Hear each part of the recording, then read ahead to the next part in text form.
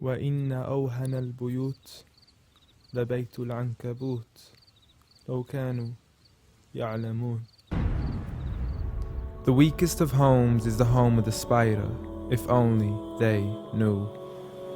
And it's not just because of the web, but also for what happens inside it too. The most fragile of homes, home to the most ferocious of family feuds, a husband and wife relationship that is solely based on being used for consummation.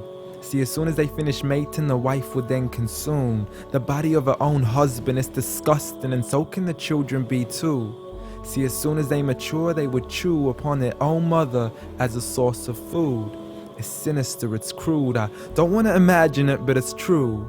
And such the examples that are used, not because God can be cruel, but for God to prove that the weakest of homes are those in which the inhabitants are abused.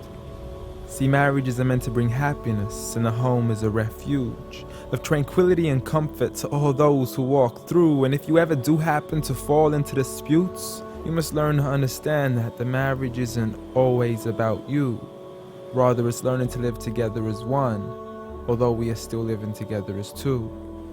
In a home where everybody knows that they belong, with love, kindness, and mercy, so we could all just get along, and there's no need for fighting every time something small goes wrong. Because you can't build a home upon violence and then expect it to stand strong. I mean, what kind of man would harm his wife in the darkness of the night, leaving her to bleed as he scars her for life, having to cover up her bruises as she tries to hide them from sight? See, he's so focused on her responsibilities, but fails to realize that he also owes her rights. See, as a husband, you're meant to provide, protect, respect, guide, and guard her. You are her garment, her lifelong partner, her prince charming who should charm her, her knight in shining armor. But a night has turned into a nightmare as he spends his nights trying to harm her. As she begs him on her knees, please, I need you to be calmer. I urge you, see, patience is a virtue. I never even heard you. I promise I didn't mean to hurt you. Please don't be mad.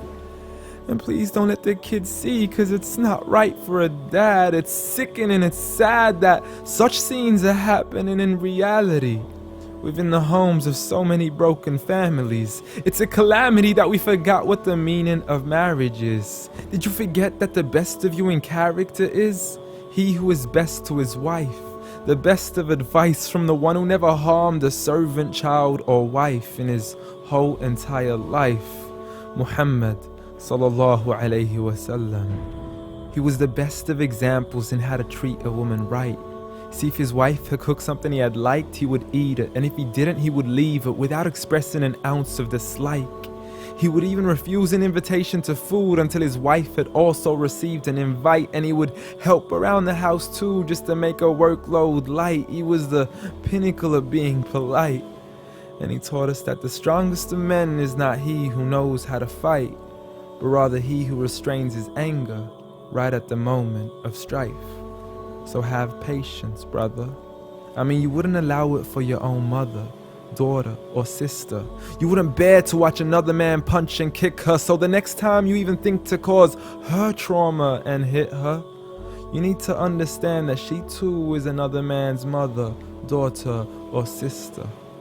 So dear sister, no human being deserves to live a life of violence alone. So if he doesn't treat you with kindness, don't live in silence trying to fight this on your own.